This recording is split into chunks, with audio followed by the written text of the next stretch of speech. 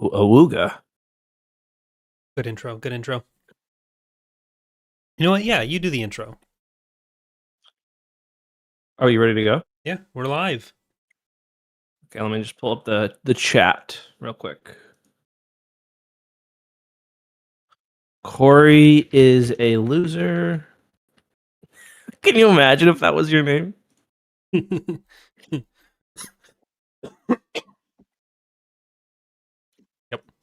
Okay. Hello, everyone, and welcome to another episode of Tap Caps Transmissions. My name is Justin Eckhartsladder, coming to you, as always, from the wild eastern coast of Canada. Also, from what people often call the East Coast, for some reason, we have Mr. Corey Loses, Ottawa. Hi. That's a coast. There's rivers have coasts. That's true. That's true. And you'd be on like the south coast of that river anyway, right? Yeah. But I mean, Yeah. west coast of the St. Lawrence almost.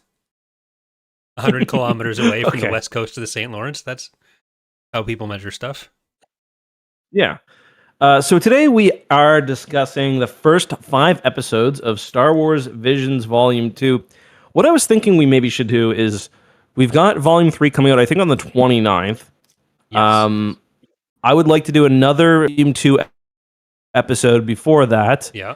And I would also like to maybe cover, re-examine, re-experience the episodes from Volume 1, which are getting follow-ups.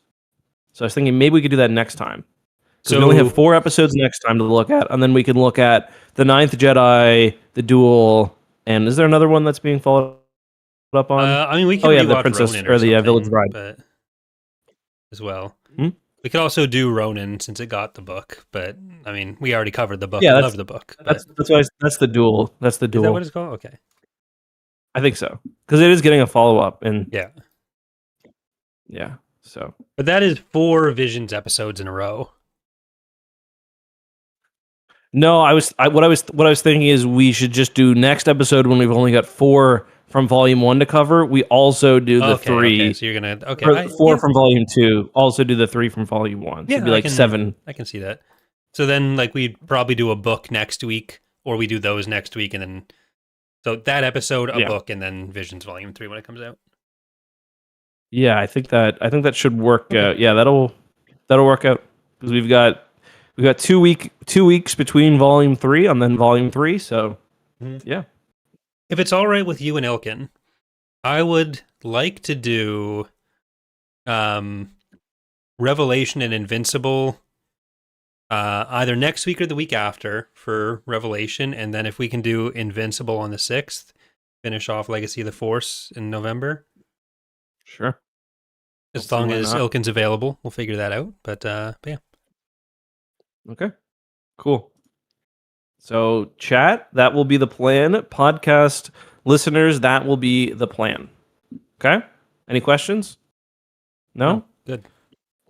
All right. So, before we jump into another volume of Visions, do we have any Star Wars news you'd like to discuss, Corey? The Star Wars news is that I'm cracking this booster box of Star Wars Unlimited Legends of the Force, which I will not be opening the packs right now, but I think I want to do like some shorts opening them, rip off Deep Pocket Monsters, and give people content that they never asked for or wanted. Of me, what you should do is open. You should just like open a pack, and you got to do a lore video on everything you get. Many of those things are boring. Oh, Hydro Spanner, TIE Fighter. But yeah, so you got that. You basically, from what I understand, you basically scammed. No, we're not talking about it. All right. So Star Wars Visions Volume 2, this came out over 2 years ago. It came out spring of 2023. So, you know, we're a little late covering it. 9 shorts. As I said, we'll cover the first 5 today. We've got Sith by Alguiri Studios from Spain. We've got Screecher's Reach from Cartoon Saloon in Ireland. Love that name. We've got In the Stars by Punk Robot Studio from Chile. We've got I Am Your Mother from Aardman Animations from the United Kingdom. Obviously, the Wallace and Gromit people. And then we've got Journey to the Dark Head by Studio Mir, South Korea. Those are the 5 today. And the next time we will have The Spy Dancer from Studio Le Cachette from France, The Bandits of Golok by 88 Pictures from India, The Pit by Lucasfilm and Dart Shijito Studios from Japan, and the last one is O's Song by Triggerfish Animation out of South Africa. So unlike Volume 1, we've got a worldwide effort in this one. Where Volume 1 was all Japan, this time we do have one Japanese entry, but from across the entire globe. So that's different and pretty cool. Yeah, I kind of liked having so many different takes on it. Like, I think overall I do prefer Volume 1, but there's definitely a lot more similarity between all the Volume 1 stuff. And we are going back to all Japanese studios for Volume 3 as well. So Yep. We'll see how that ends up going. So I definitely did enjoy Volume 1. I enjoyed Volume 1 more, although I've not seen the last 3. I think I've seen Bandits of Golok, but I've not seen the other ones. Okay. I felt like in this one, they were less like thematically strong than in Volume 1. I enjoyed the stories a lot less generally. Whereas I thought where the strong suit was the different in animation. I think my least favorite entry in this was probably the first one, Sith, which is really beautifully animated. But I found the actual short itself to be kind of boring. Yeah, it does have the biggest. This is something that I think Visions Volume 1 and 2 have done a lot of, like the Grey Jedi route of like, oh, the big realization is like, oh, there's light and dark in me. Yeah. So I can use Force Lightning, go fuck it. But yeah, I think the Sith kind of leans the most into that. But it's definitely one of the ones that has the biggest emphasis on just cool visuals, lightsaber battle. So I enjoyed it, actually. Yeah, I mean, I really feel like almost all 5 of them of this were really kind of more, I guess. Journey to the Dark Head it's kind of like the 9th Jedi of this one. Mm-hmm. That one also, I suppose, was a bit more kind of thematic, but like for In the Stars and Screecher's Reach, I really felt to me like it was kind of an animation showcase more than anything else. My favorite was easily I Am Your Mother, though. I love that one. That one was really good. I mean, I'm always a sucker for claymation, but the mother daughter dynamic was a ton of fun, and Wedge Antilles and being in there and Chandrilla, and it's just very, very silly. And I also loved the inclusion of the Stinger Mantis type ship from the Jedi series. I thought that was really cool. Yeah, like it's a fun animation style. I think it was a fun story.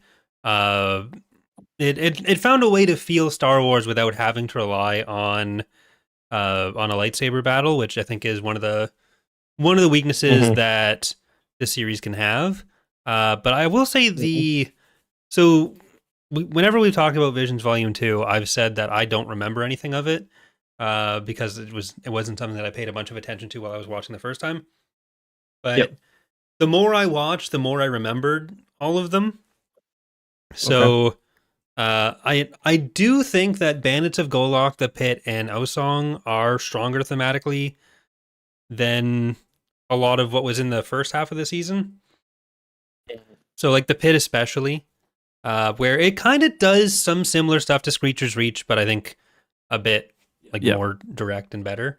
But yeah. So Screecher's Reach didn't do very much for me. No. At all, really. Except for the character work was really fun. Yeah, like I think all of them, there weren't any that I dislike, but... No, I don't think so either. But I definitely had more of a connection with a lot of the Season 1 stuff. And I do think I Am Your Mother is the one that I'd be most likely to go back and rewatch. Unfortunately, Journey to the Dark Head, I think it looked really good in a lot of cases. but it kind of felt the most generic. Yeah, which it really did. I think try to. I mean, I don't know if this was in on purpose or not. Probably not, but it did feel like it was trying to capture a lot of what made people like the Ninth Jedi, where it really is kind of taking place in the middle of what feels like it could be like a much longer story where there's a Yeah. Jedi Sith war.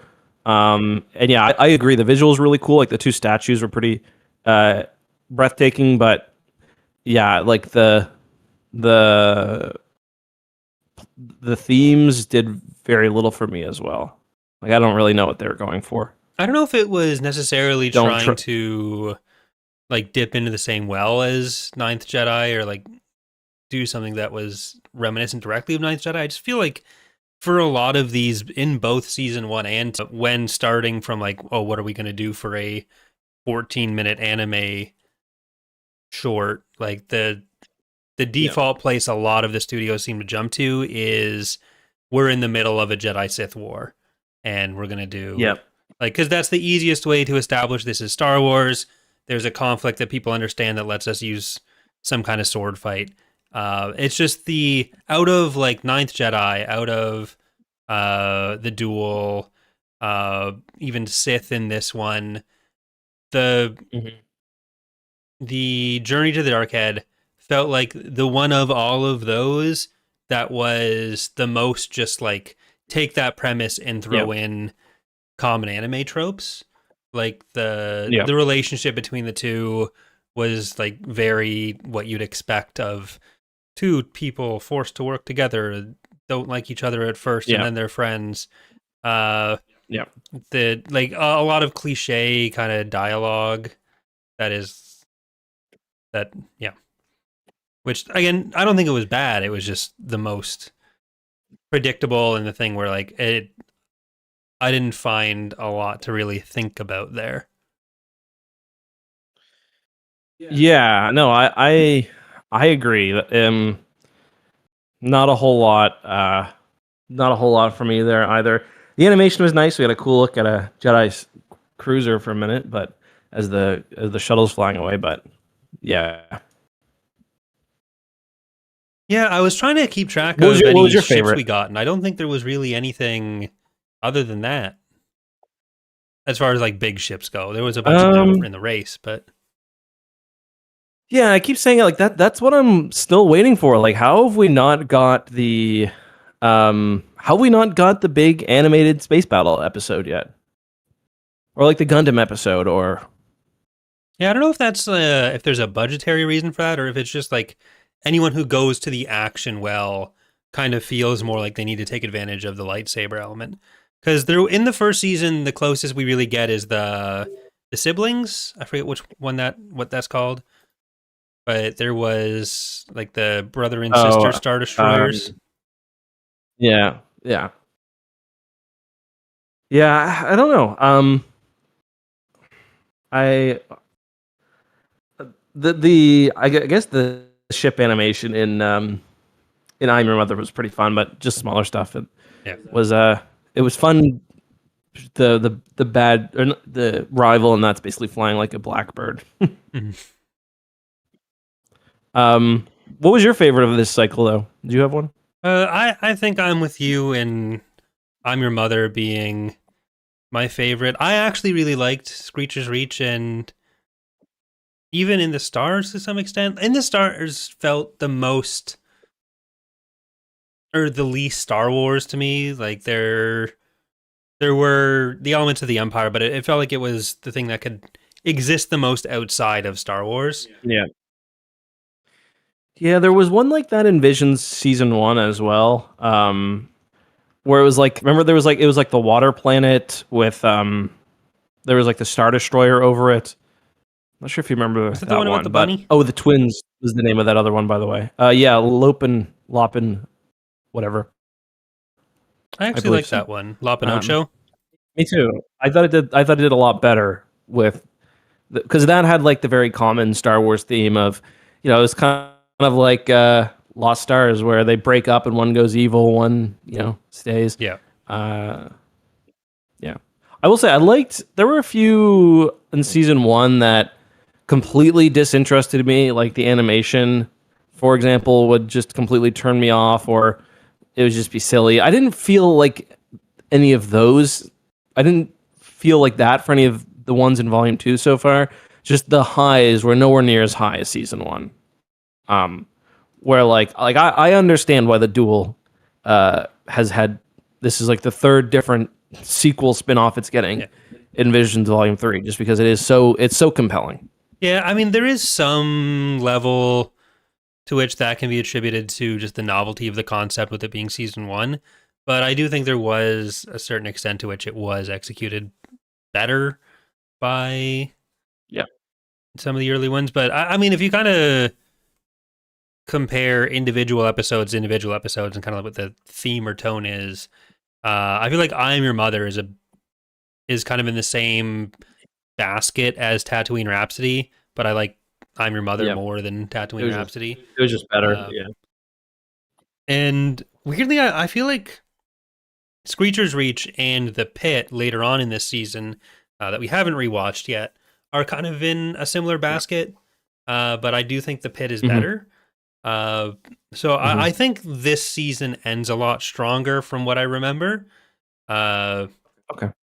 But yeah, I did think The Pit was or Screecher's Reach was kind of funny, where like a lot of the episodes in both seasons have this theme of like uh indigenous cultures against the empire.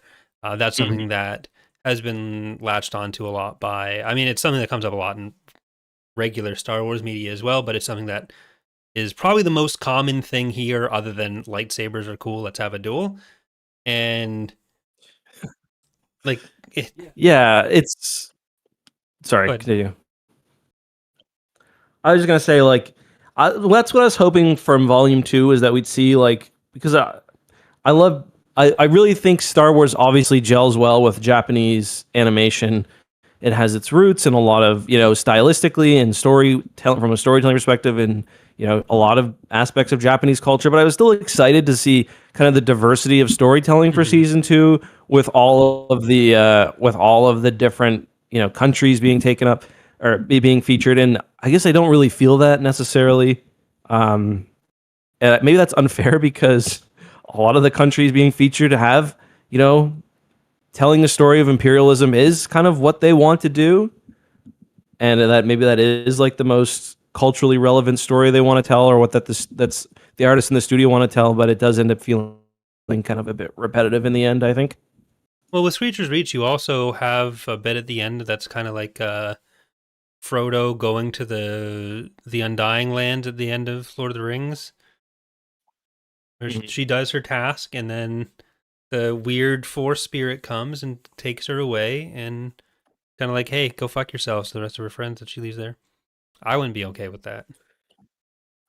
I did like that ship design. And I was watching it. I don't think it ever made it clear, but I was like, that's got to be a Sith, right? Or like a dark sider, because her task was to kill somebody. That's not really a Jedi killing task. someone who Although I deserved know it, she was Justin. kind of. What are you? Let's. Did she deserve it though? She was kind of just chilling in her cave. The Wikipedia article calls her a demonic figure with a lightsaber. So What does it call the person who comes and rescues her? the Sith Mother. yes. So I hadn't read that far on the page yet. I did really like the. I mean, it was kind of clear too because her amulet. Yeah, Like there's a lot of starts red going bleeding or on there. turning red. Not... Yeah, I really liked the design of the Sith Mother too. I thought she was very creepy. Yeah, like it's something that there was definitely without a lot shown. Bleeding from her eyes. There was some malevolence there, like a creepy one, and she's crying, going off because she knows, like, oh, this can't be good, but it's better than what we've got. So I think that I think there was a lot more going on there that, like I liked Screecher's Reach, but I do think it's I thought it was okay. not as good as some of the other ones that we're going to be getting to. Which Yeah, maybe we should have I would agree with them all that at once. too. Whatever. I didn't think That's I'd fine. remember them. I think this is better. We give them all kind of their own deserved time. I just remember really liking the ship that the Sith Mother came down in, and I do like the idea because Star Wars in the new canon hasn't really dealt with the Sith very much, especially outside of this Palpatine, Vader, and kind of that era. So we haven't really learned about the Old Republic Sith, what the Sith were doing during the High Republic or earlier. So I like the idea of when we have seen them, like in some of the secondary books or whatever, they are kind of in this more mythological status, and I think that's kind of cool. So I like that. Yeah, like all of them do kind of play with different ideas of the Sith, though, too, where maybe Yeah. they're not all as bad. Well, in Journey to the Dark Head and in Sith, the Sith are very standard, but Well, those kind of both give the same message that Vergier is just rubbing her hands together or her wings together. It's just like, oh, everyone's got evil and dark and light in them. well, I've heard this one before. these ones are about like embrace that part of you, and Vergier's thing was the darkness is a thing inside of you. Don't give into it until Troy Denning writes me. Yeah. Then it's okay. We'll get back to you. Don't worry. We've talked Journey to the Dark Head. Do you want to kind of go on the rest, kind of by order now? Let's start with Sith. Well, do you have any? Yeah, let's maybe do a rough plot breakdown and then kind of go through each of them. Sure. So Sith, you have someone who turns out to it's kind of like the duel in a way. Yeah. Sorry. You have a person who turns out to be a former Sith. She's got a fun droid that she lives with. Her droid is what fun. I've always thought of as like a kind of prison cell, but it's not. Just the coloration and everything. It's kind of like a prison of her own making. Yeah. And so she's hanging around with her droid. Lola is her name.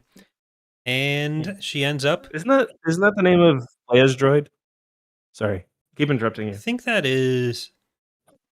It starts with... I think it is Lola. But yeah, so they're in their house. The Sith turn up. We find out that she was the former apprentice of the Sith. They have their fight. She embraces she realizes that there's dark and light inside of her. And then her lightsaber, a red part, ignites on the back. And then she kills the Sith. And the other Sith's like, haha, I knew it. You're a Sith too. And she just says, no. And then he dissolves. And that's... So, yeah. This one came really interesting really close to doing something interesting, I thought, with the just the way it used like painting and art. I thought was really cool, especially early on where she's trying to make light and she makes darkness, and I really like that. And there is an interesting way, I think, to tell a story about someone trying not to change themselves, but recognize their weaknesses or recognize their anger or whatever. I just don't think they did a great job here, and part of it is, like you said, she literally has a double-sided, I think it's like purple and red lightsaber, and it's just...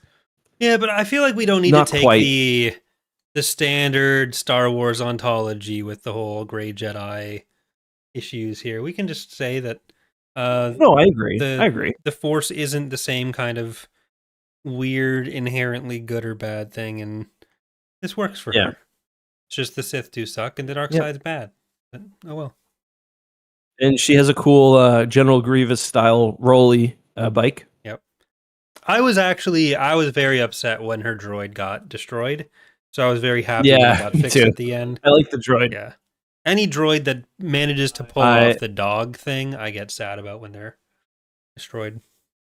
And I like the design of the Sith and his henchmen as well. I thought were pretty cool. All the animation in all, to be clear, if you're like a fan of animation, all 5 of these offer a lot, I think. There was not an ugly...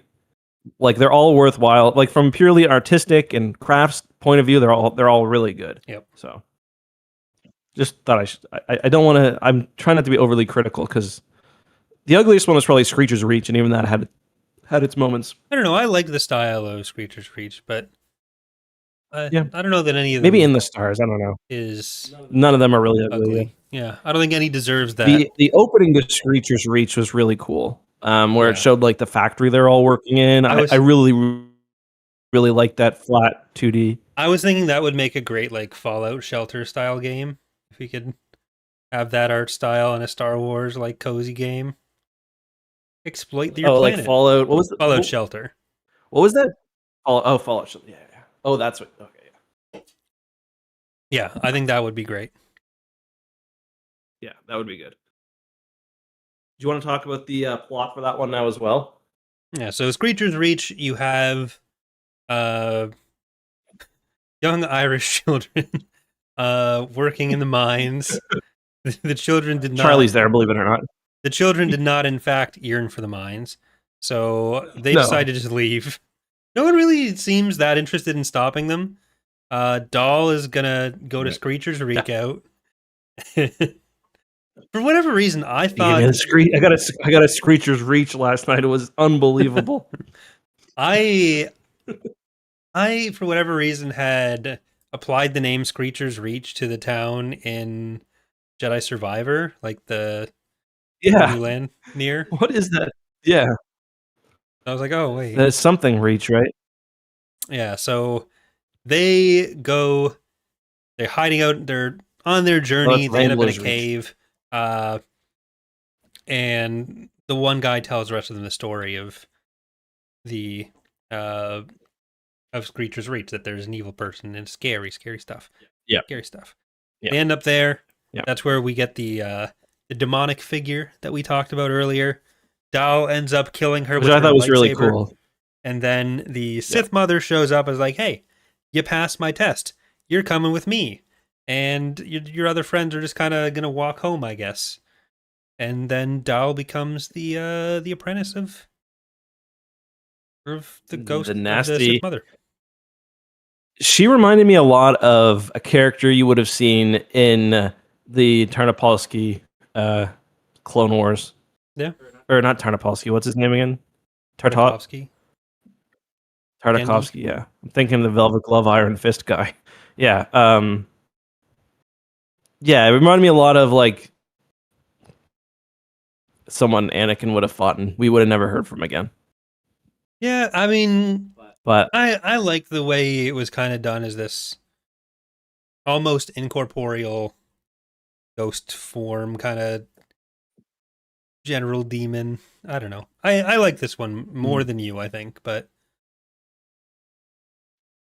I really liked the characters in this one. I thought, especially, I mean, it's hard not to like Irish people. So, yeah.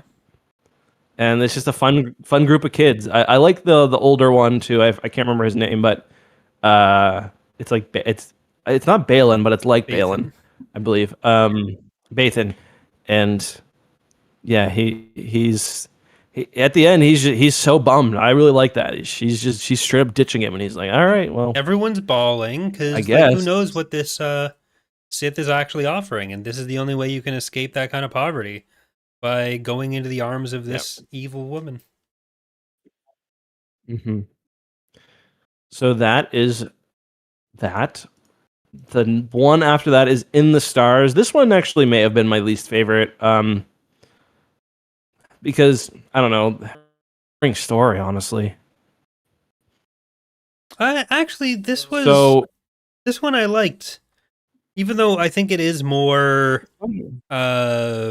It is the one that lifts out of the Star Wars setting the easiest. I really like the animation style. I thought it looked really cool.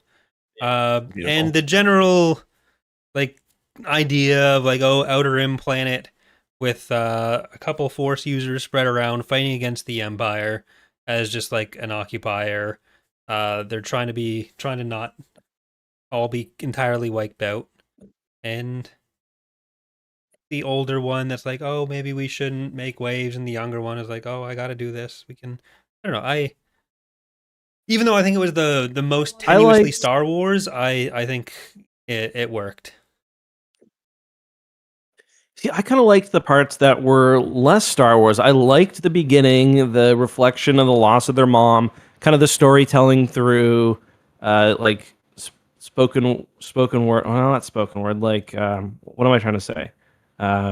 Anyway, just passing the story on, and then I like the end too, where the clouds clear and the mom is, or kind of the spirit of the mom is there, and I thought that was really cool. It's just, I don't know. I feel like I've seen the in between parts so many times now. Yeah, that's fair. Like there is uh a bit of the end of Ahsoka in there as well, of like Sabine gets her force powers in time to help throw Ezra. Yeah, yeah. But Kind of reminded me of Jedi Fallen Order as well, except he's not discovering his force powers there, but the scene where his buddy falls off the machine and he saves him. yeah, Rick the door technician was in there a lot. That was one of the first things we saw of that game. Remember that trailer? Yeah. The first Fallen Order trailer. It was a really good first trailer. And that was little did we know very how many time ponchos we were in for. What's that? That was even closer to the time we saw this for the first time. Yeah. Back when Star Wars content came out. Any other thoughts on In the Stars? No, just we get the most Star Wars like iconography in this one as well too. Yeah, there is like, more of the fighters, we see general Empire stuff. You have yeah. Like this might even be my favorite of the animation styles in this batch. Yeah, for me it's probably my second behind I'm Your Mother, although they're very different. Like, well, they're both kind of in the claymation direction. Yeah. So, just one's silly and one's a bit more serious. Yeah, I guess.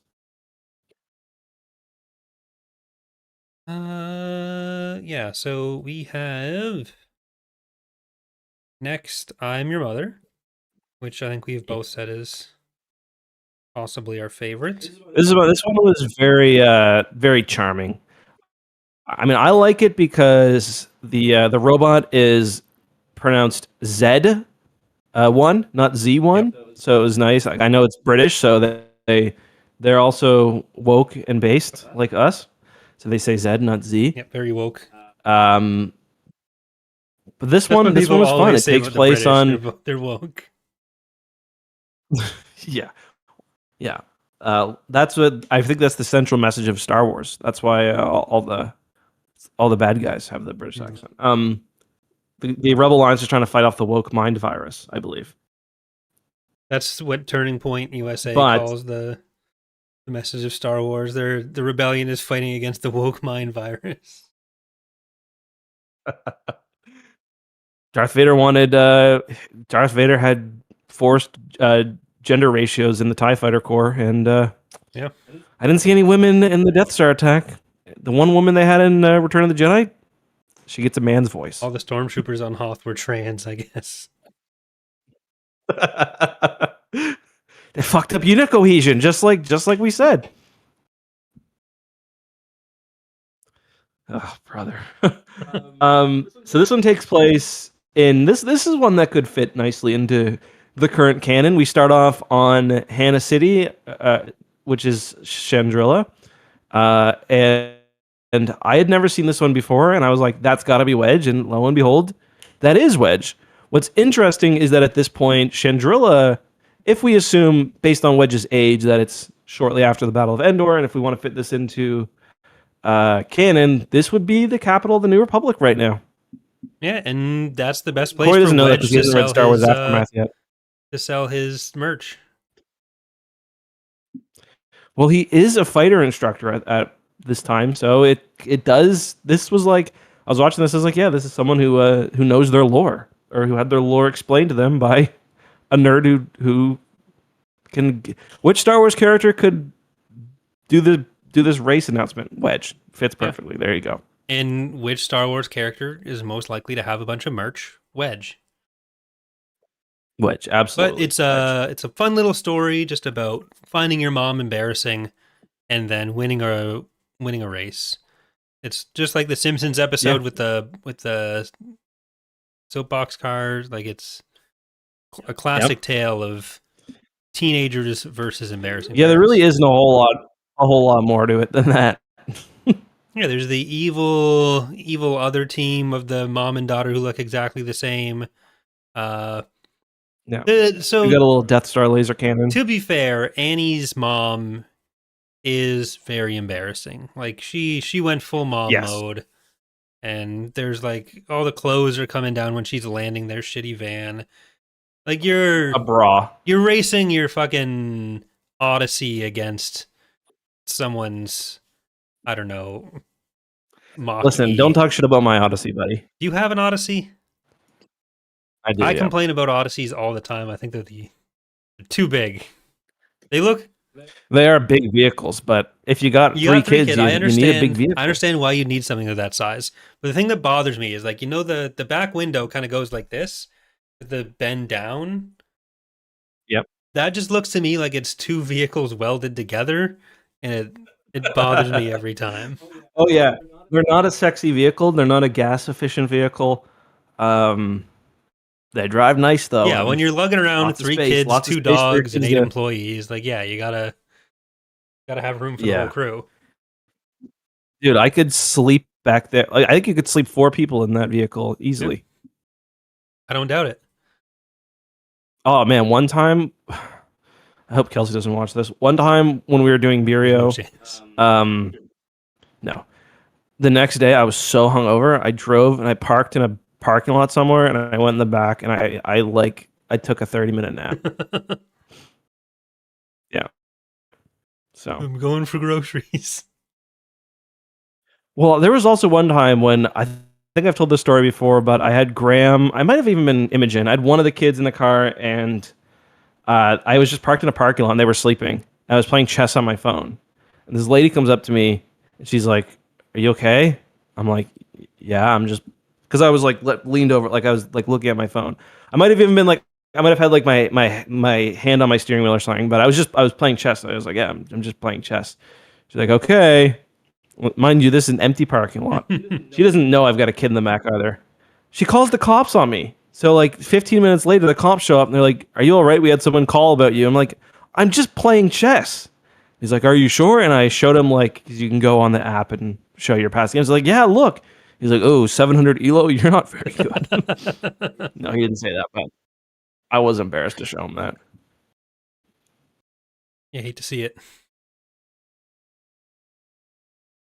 Yeah, you do.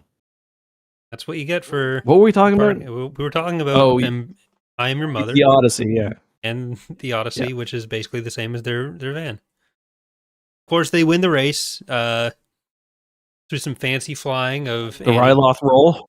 Yep. And there's really nothing else to it. That's pretty much it. Very Other Wallace than and some Gromit. really fun designs. It's about yeah. I would have liked to see Walls and Gromit actually in it somewhere. Maybe if you look hard enough, they're there. They got the clay for it. Yeah. Yeah, I suppose. Like Wallace would fit in, at least. I think Gromit would too. Yeah. But you've got like the Wait, hair Gromit's on dog, the right? on the evil ones to look like Darth Vader. And kind of dark that you find it at the end that the evil girl is actually just kind of being abused. And we're supposed to feel good about Yeah. this. Yeah. Didn't like that. Maybe you should have tried to help her while you guys are having your loving family moment. Yeah, not great. Not a good look. No.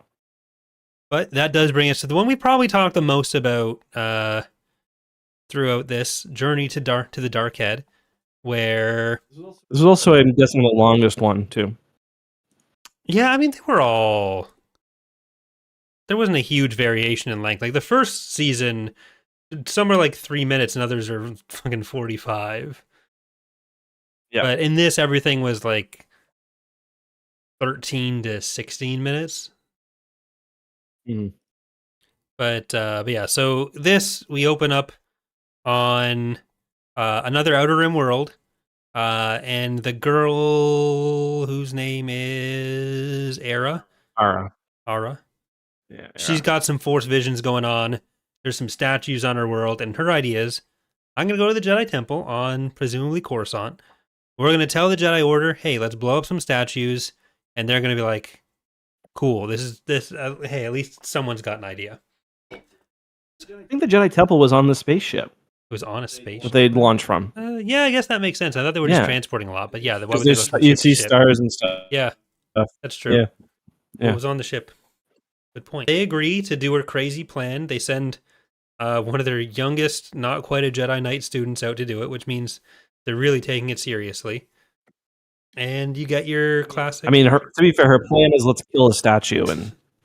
Okay, we'll send one of our best. Fair enough. Yeah, all right. We'll give you toll. Yeah, so they're tracked to the statue as they kind of grow their relationship from disliking each other to hating each other, and neither thinks the other is really all that necessary. They're kind of like going through already set. She walks away from the wheel. You're like, huh, auto steering.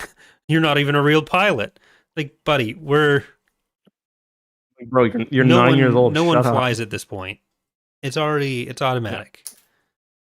You want to sit in this wheel and go like, vroom, make some sounds. You're just out and do it. But he's got a lot of beef for no reason. It's true. He's angsty because his master was killed by a very strange-looking Sith man. And so they get to the statues. They do some. He's got a little whip. They do some motorcycle stunts. They blow up the statue, and then he kills the Sith, and they realize nothing happened. Yeah, the statue was very cool, though. Yeah, it was very Mortis. Like 2 giant heads, and there's a. Yeah, it was very Mortis, and there's a big band encircling them. So I like. There are that. 2 parts in that are very like end of Ahsoka, where like the statues kind of look like the father and son and daughter. Where there's the faraway shot over the valley. Yeah. And where they're jumping. Radio. Where they're jumping on the motorcycle and you got to do the extra toss. So there's some end of Ahsoka vibes there. Yep, there sure were. But yeah, I'm surprised. I guess that one just didn't resonate with people because, like I said, it does the. There's obviously a lot more story to be told there if there was the interest for it, and I guess there's not. I mean, the thing for me is that there were a lot in season 1 that kind of dropped into the middle of something where you could say like, oh, I'd be interested to know more about those characters or this situation. And there are things here which have kind of a similar setup, but there was nothing where I really felt like, oh, I'm particularly interested in what this situation is. Whereas in season 1, most of them I would have been like, if I could see more of that, that would be really cool. So, well, this might change your mind. Okay. Sorry, continue. I was going to say, this was animated by Studio Mir, and it was founded by the lead animator of Avatar: The Last Airbender, and the studio animated Legend of Korra as well, which I can see now looking at the now that I know it. I can definitely see it. Like I was thinking it looked kind of like Digimon with the Jedi who is with what's his name? Torald? Oh. Torald? Yeah. Whatever. Tool. Isn't that guy looked like Gendy.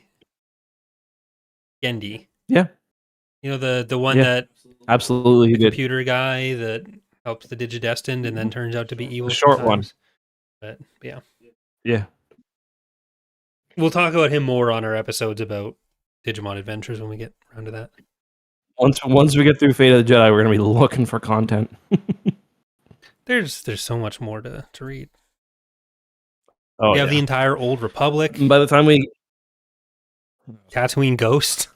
By the time we catch up, they'll have. I want to read Tatooine Ghost. We're going to need to jump into a few single books between Legacy and Fate of the Jedi.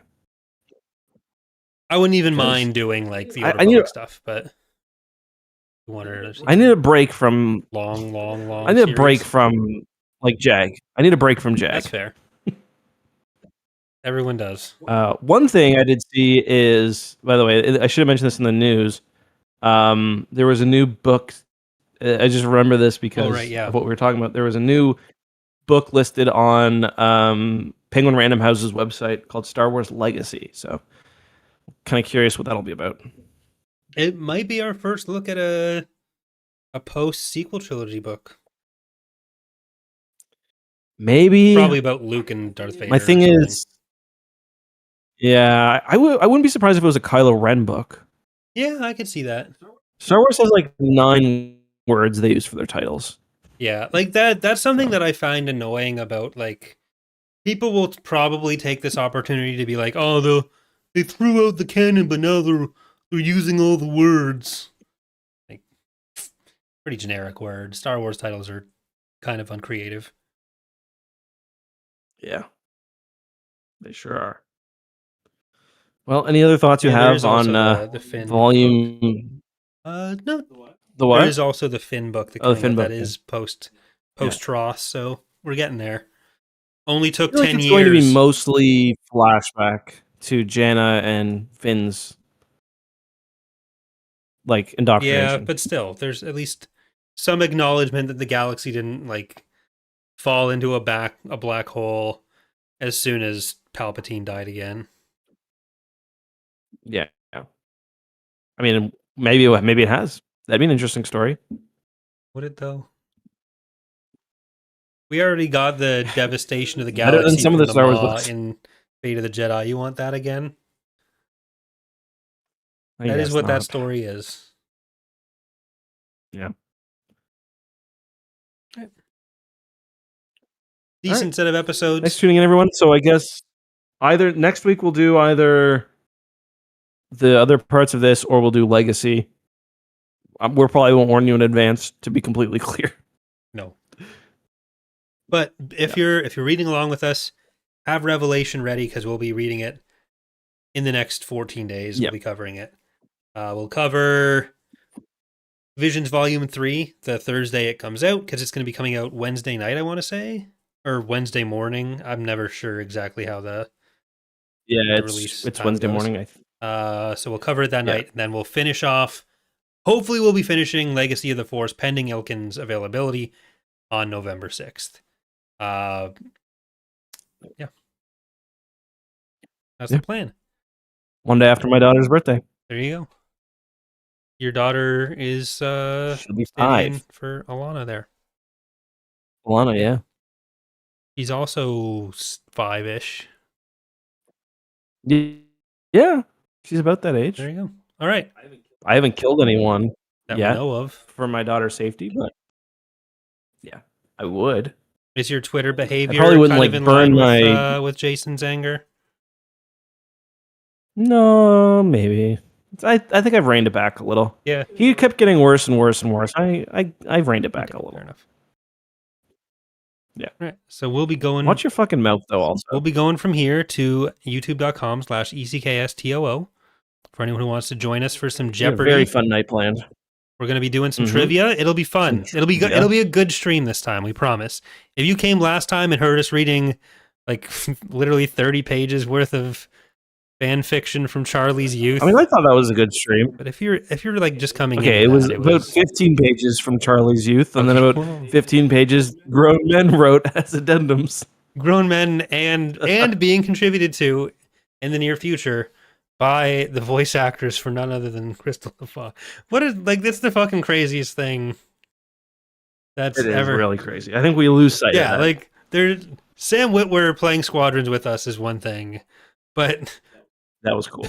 If I could go back in time to me playing fucking Star Fox 64 as a 12-year-old and point to the... I don't think she's in that one. Well, was she only in the GameCube one? One of the GameCube Either ones. way, that doesn't make it any less weird. Anyways, I think she was in... didn't she say she was in Perfect Dark as like one of the... Yeah. Like the... She made like sounds for Joanna Dark being shot. She worked for Rare directly, right? Like that was her job was working for Rare. Yeah.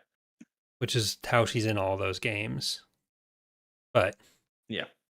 That is going to do it for tonight. Thank you all for listening and watching and all the other kinds of things you can do. Goodbye, everyone. Bye, everybody.